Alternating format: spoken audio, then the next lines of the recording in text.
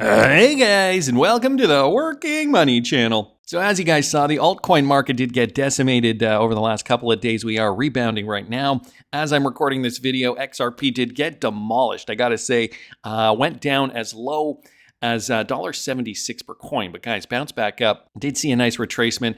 On the daily, not looking too terrible. I did outline some of this analysis in this morning's video. If you guys didn't catch this morning's video, I will link it up here in the top right-hand corner. One of the things I wanted to mention, though, because I happened to see this on Twitter this morning, and so I thought I'd bring this up a little bit today. And this is this was the hunch that I'd been getting for a very long time. When the market moves, it kind of moves in tandem. We tend to see pretty much the entire crypto space move at the same time. And this is why we've seen, a lot of cryptocurrencies decline at, relatively the same rate. When we see the market going up, all the cryptocurrencies are up at relatively the same rate. I mean, there's always a few outliers here or there. But WPA wants to let us in on a little secret, okay? There are about a dozen whales out there who can collectively move the entire crypto market. And yes, they're in a group chat. It sounds conspiratorial, but it's just traders doing what traders do, just on a much bigger scale. So when you see sell-offs like the one we just had this past weekend, it's often the big boys selling the news, which this time happened to be this week's FOMC report and tariff announcements. So what do tariffs have to do with crypto? Yes, it's a stretch, but it's a narrative to sell into and then buy back in on the dip. So weak hands panic, paper hands fold, whales earn a discount. It's not just crypto. This is common in other markets as well.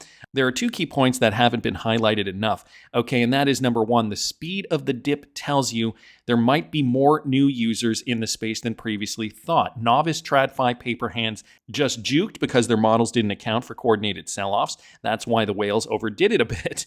They underestimated the new weak hands. We really need more long-term thinking people in the space. It's crazy how many people immediately jumped onto X and started Turbo. It's so overposting. And yes, I saw the same sentiment charts on K2, but I wasn't about to pile in on it. Instead, I zagged and I posted a bullish take. Is there a K2 for contrarians? It's time for PMF, longer term thinking and a little more shared belief in what we're really building here. So at the end of the day, you got to remember, guys, this is a bit of a game, especially for those who've been holding big cryptocurrency positions for a very long time. Remember, there's a lot of Bitcoin hodlers out there that have been hodling Bitcoin from, 2013 and maybe even before that. So you got to think of how big their positions are. And they all have gotten together, can manipulate the market together. And guys, this is why I think this is why the SEC really wanted to crack down on crypto to begin with. They wanted their players, they wanted the big institutional money to have that power.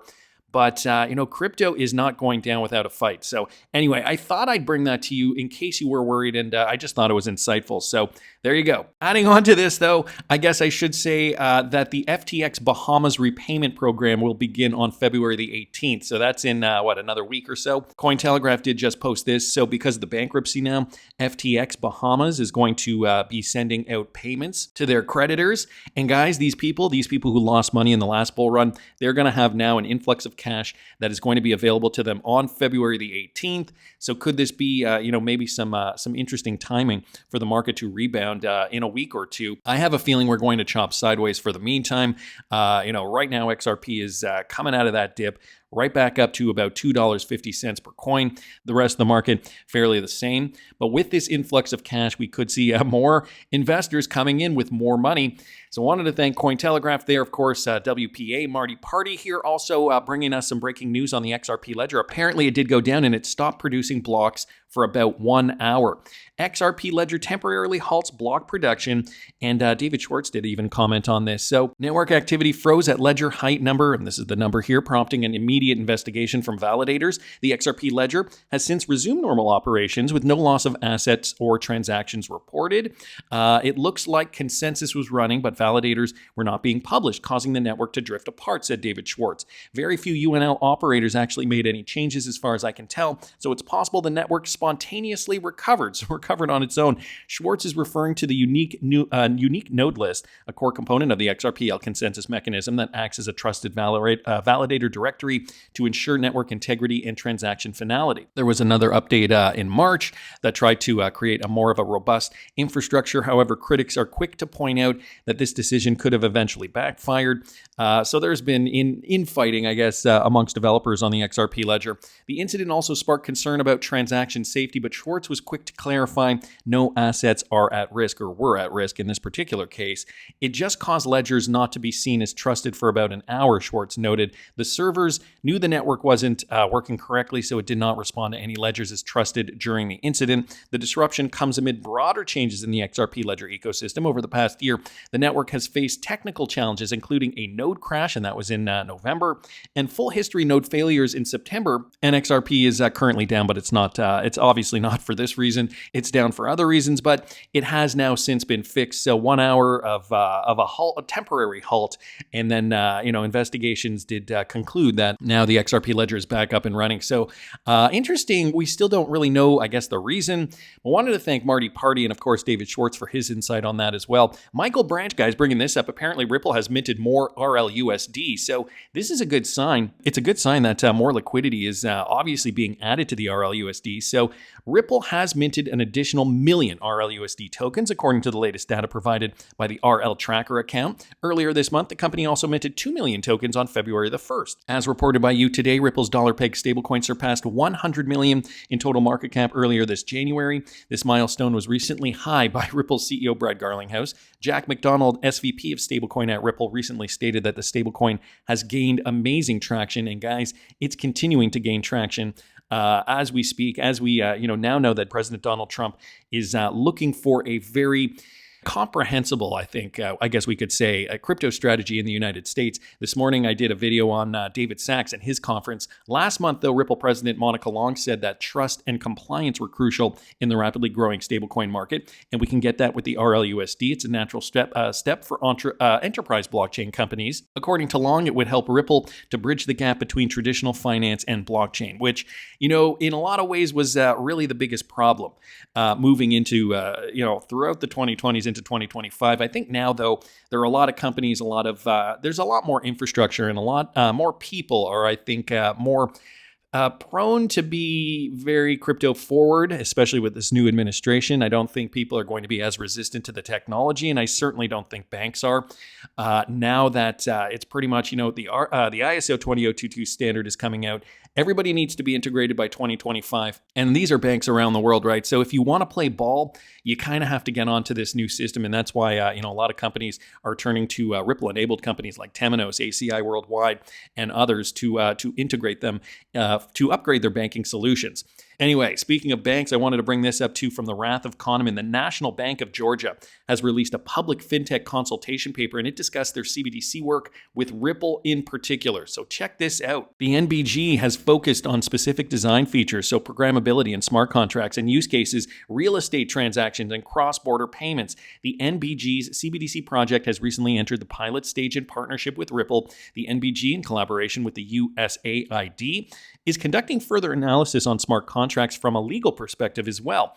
So guys, they've already noted that they were going to be using Ripple for their CBDC project, and now they're currently stating that it is official. They are in the pilot stage. The other Ripple mention with this regard is to CBDC project. Okay, I guess we did already read that.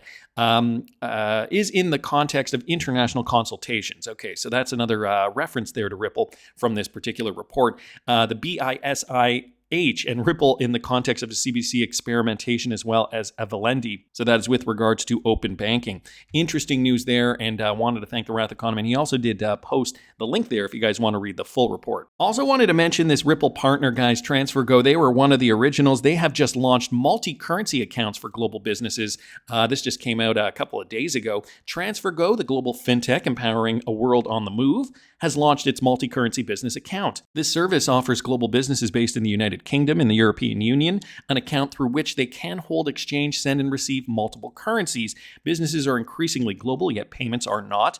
Companies often face high fees, complicated currency exchange processes, slow delivery times, and friction when moving money globally, especially when working with emerging markets. So TransferGo aims to remove these barriers by providing a trusted platform with competitive rates and a seamless international payment experience. boom goes the dynamite. So we're seeing, this Ripple-enabled company now being able to launch multi-currency business accounts for the businesses that they work with. So here's a quote, guys. We see that global business payments are still broken. This coming from the CEO and co-founder of TransferGo. Not only do our services solve for various challenges faced by global businesses, but they're up to 9 times more affordable than those offered by traditional high street banks. We want business owners to focus on growing their companies rather than struggling with supplier payments, international purchases, refund management, and other daily financial tasks.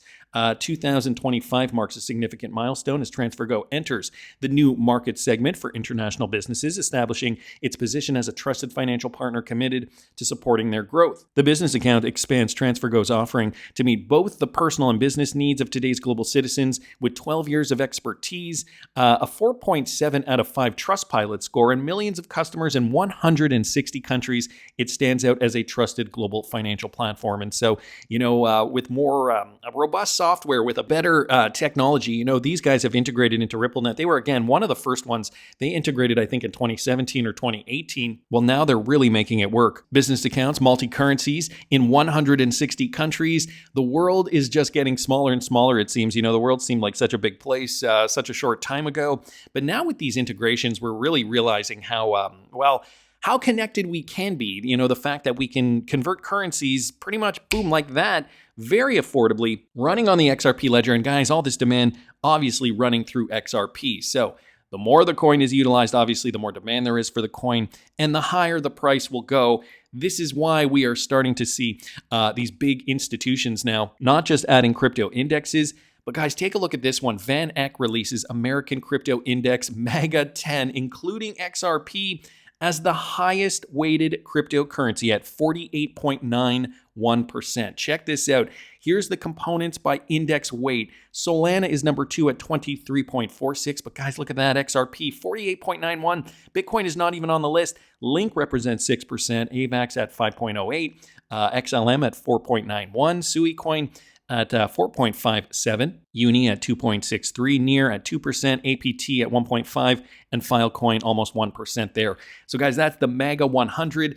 And this is the Market Vector Index, launched through Van Eck. So they're a trusted leader in digital asset index solutions. Today unveiled the Market Vector American Crypto Leaders Index, the MAGA, a cutting-edge benchmark designed to track the performance of the largest and most liquid crypto asset projects domiciled in the United States. So that is their MO. The index highlights the country's growing influence and ambition to lead the digital asset economy, offering institutional investors a reliable tool to stay ahead of market trends. Here it says the United States is positioning itself as the global capital for crypto and blockchain innovation.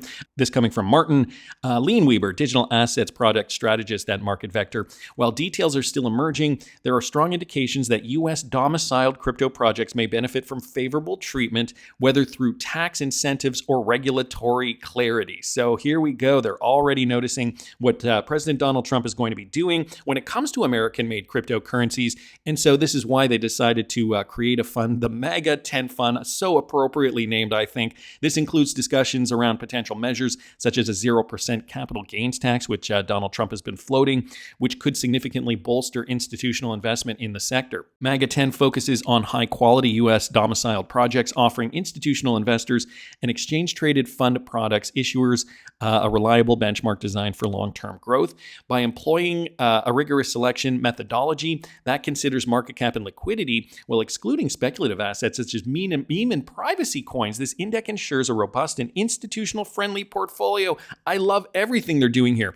To maintain relevance in the fast-evolving digital asset landscape, MAGA10 dynamically adapts to market trends through quarterly rebalancing. And here's another quote. We want to give our clients early access to position themselves for this potential shift.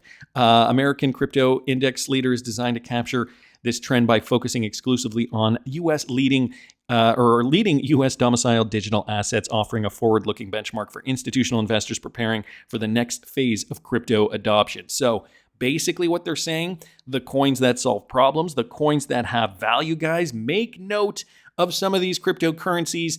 I personally holding, a handful of utility tokens, some meme coins, and other cryptocurrencies in the $15,000 plus portfolio that you can find over there at patreon.com/workingmoneychannel. I'm going to be talking about my targets, how I'm approaching this bull run, because it's different than the last time. So patreon.com/workingmoneychannel if that's something you're interested in. And now that we're seeing XRP make up the lion's share of a specific fund and not Bitcoin for once, is the narrative changing? The Bitcoin versus XRP narrative is quietly being reversed. This courtesy of smoke, because Bitcoin falls outside the system. Now the IMF is pressuring countries not to use it as legal tender, as we heard with El Salvador. Meanwhile, XRP falls within the system. So you got to ask yourself, what will the IMF push countries to adopt? Crypto assets that fall outside or inside the traditional system. Let's take a look at this. Bank for International Settlement Payment System, guys, is a broader concept than just currency. It includes rules, participants, etc. Crypto assets do form payment systems, but these are alternative payment systems. The question of whether a given crypto asset will be recognized as part of the formal payment system will largely depend on how it is meant to be used in any given jurisdiction. So Bitcoin and Ethereum often fall outside, while Ripple and XRP often fall within the system. So, it seems like there's a narrative shift. I know President Donald Trump did say that there is going to be, or rather David Sachs did confirm this in this morning's video. If you guys didn't catch that, I do suggest you watch it. The Bitcoin reserve is still in play.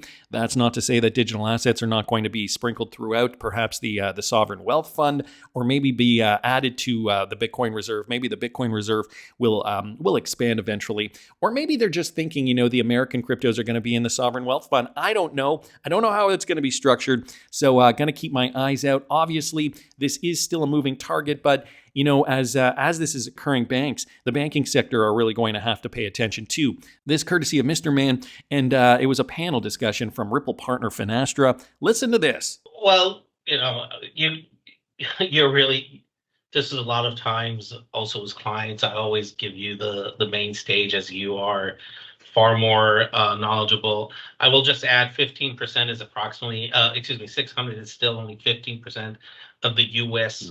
banking sector. So it's not only, the volume has a lot to do with the amount of institutions that are connected, and they'll weigh this peak where it'll just take off. So you better be there. And that's one thing. And I think most institutions know that. We're seeing their search and their need. There's going to be a peak, and then everything is just going to take off. I don't know who said it. It was from a podcast years ago where they said basically nobody wants to be the first when it comes to banks. Nobody wants to be the first to adopt. But once that first bank does adopt, everybody will be clamoring to be the second to adopt. And so this is where we're at now. This is the nexus, guys. The precipice of crypto adoption in the United States being spurred on by the banking sector, but also it's going to expand into other sectors too. Tristan Tate also commented, can somebody explain the XRP hype to me? Why on earth would this go to hundreds per coin? The best part about this is that your bro Quincy, Coin Club Quincy, did comment on this. Okay, let's get Tate the Talisman on a space so he can get an understanding of XRP. There's the tech, there's the ethos, and there are the applications. I'm down to explain all three. So looks like Andrew Tate's brother, Tristan Tate, is interested in XRP. Is he going to purchase? I mean, these were such far-fetched concepts in the past, but now we're seeing more and more prominent people coming out realizing XRP is going to be such an important asset, an asset that has value. It is American-made. All these things are pointing to a very, very bullish outcome for XRP, but that's just my opinion. And for more information on where I'm cashing out, where I think Bitcoin's going to go, what I think is going to happen to the altcoin market, ultimately how I'm approaching this bull run, you can follow my crypto journey over there at patreon.com/workingmoneychannel. Again, just my opinion, but I want to hear what you guys think. Please subscribe to the channel if you haven't already. Like the video if you like the content I'm providing. I always love hearing your comments. See you in the next one, guys.